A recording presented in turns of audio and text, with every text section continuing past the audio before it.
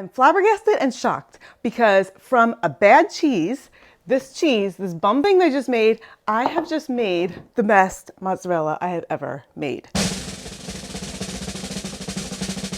I have a cheese that I think I have kind of destroyed. I have done everything wrong with it. And then I realized maybe I need to film it so you guys can see all the things that went wrong and make fun of me or learn from it or just enjoy seeing mistakes, because cheese making is not all about things going right. A few days ago, I made another fat cow cheese. I did it just like I did the one before, and it was beautiful. It was about 4.5 gallons of full fat Jersey milk, and then I put it in the press, and when I got it out of the press to flip it, it was all slumpy, really soft. There was like a dip in the middle because it was like splooshing down in and bulging up around. I was like, I kept pressing it, and I flipped it again, and it was still bulging, and it was still feeling really inside. It just felt like it was all woof.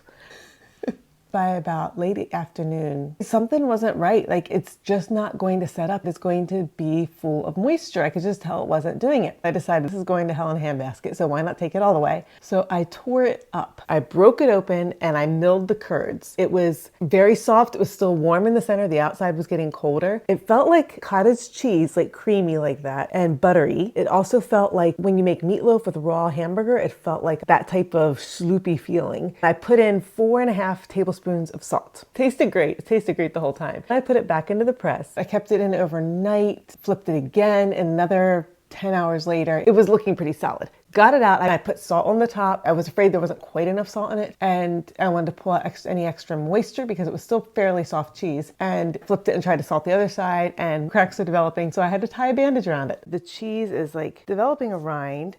The salt, I did not sprinkle too much. There's a little bit of moisture on it. There's hardly any way underneath there. I'm gonna unbandage it now and see what it looks like underneath. I'm afraid it's gonna fall apart. It's been cinched. Like, it has a little dent there. It's holding together, I guess. I mean, it's like soft in the center. I guess it's soft all over. It smells delicious.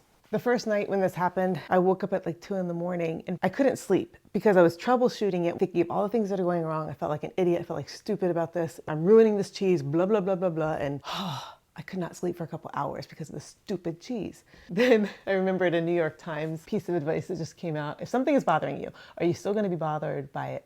A week from now, 2 weeks from now, a year from now. I realized in a week from now, I'll probably be glad that this happened because I will have learned something.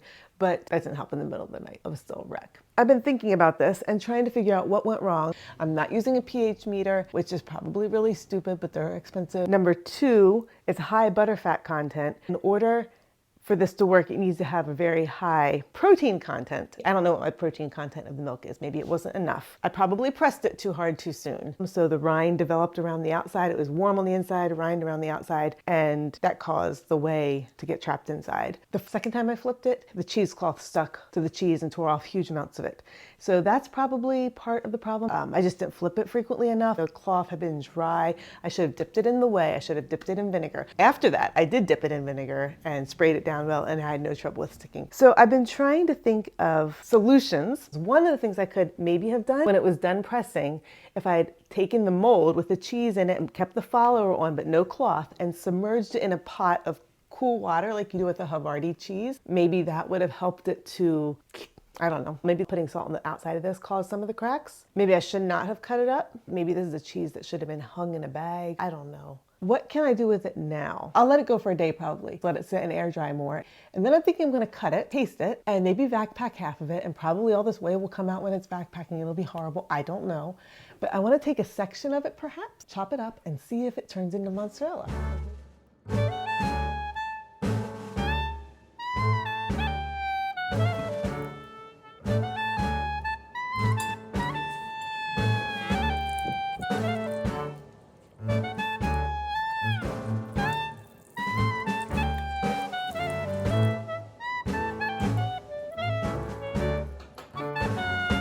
Tastes like no mozzarella I've ever had.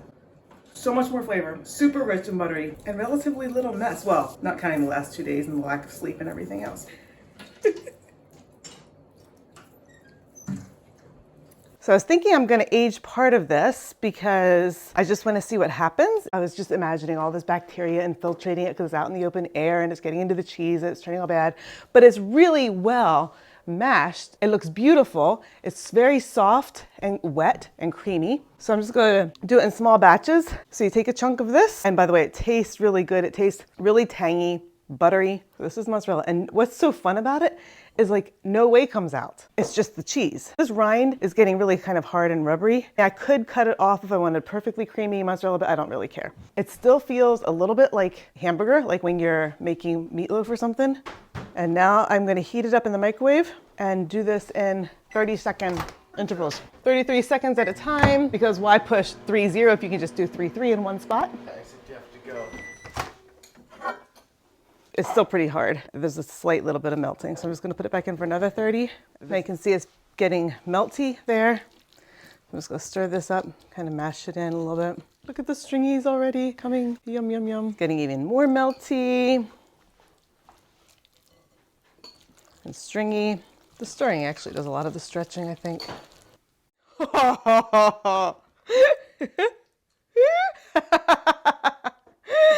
Oh my word, it's making mozzarella. And there's no mess. There's no whey coming off. All that fat is in there. This is amazing. Oh look, see, there's some of the rindy parts. If you want smooth, I would cut off the rind, but if you don't care, don't bother. Oh, look at that. Look at that. It's mozzarella. I'm gonna heat up just a little bit more.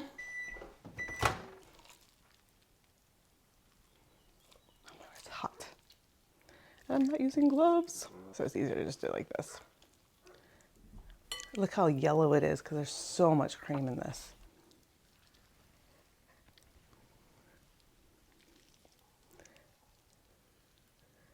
Shocked. Heat up a little bit more, just because I want to stretch it real good. Started with this, and now, so much fun. So you just kind of like stretch it. It's still lumpy. It's not perfect because of that rind. So you just roll it up into a circle, like a bun. And there you go, another little mozzarella baby. In the microwave, it's actually bubbling. Breaks a little bit. I think I've overheated it. It's not stretching as well. I'm not sure why. Maybe if you boil it, like I did in the microwave, that ruins some of the stretch. So don't boil it. I'm just gonna put some of these in small blobs. It's not coming together. So I guess don't overheat it. And a little bit more of the whey came off of that. I overheated it. I'm gonna do this on gentle pressure. Don't wanna suck the cheese out of the inside.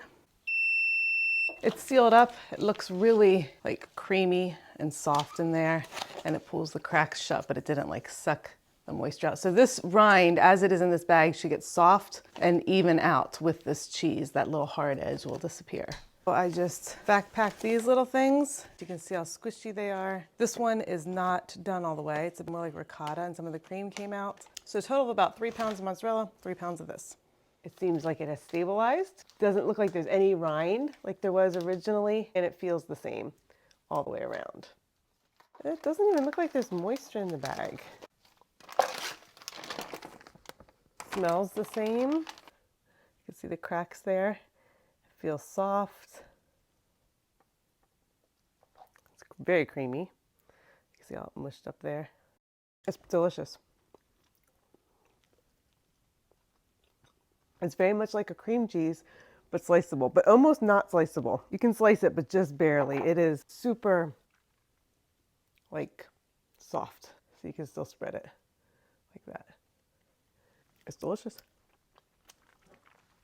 So I'm gonna probably cut off a wedge for us to have up here, and I will I will continue to age this big old chunk, let it just keep going because I don't need it all right now, but this is a good one. It didn't not turn out. Here, let me give you some more. Do it again. I'm totally staging this here. Okay, what does it taste like? There's little red and like blue cheese wheels you'd buy. Baby bells? Yeah. Baby, is that what they're called? Baby bells? They're waxing. Uh-huh. Isn't that so good?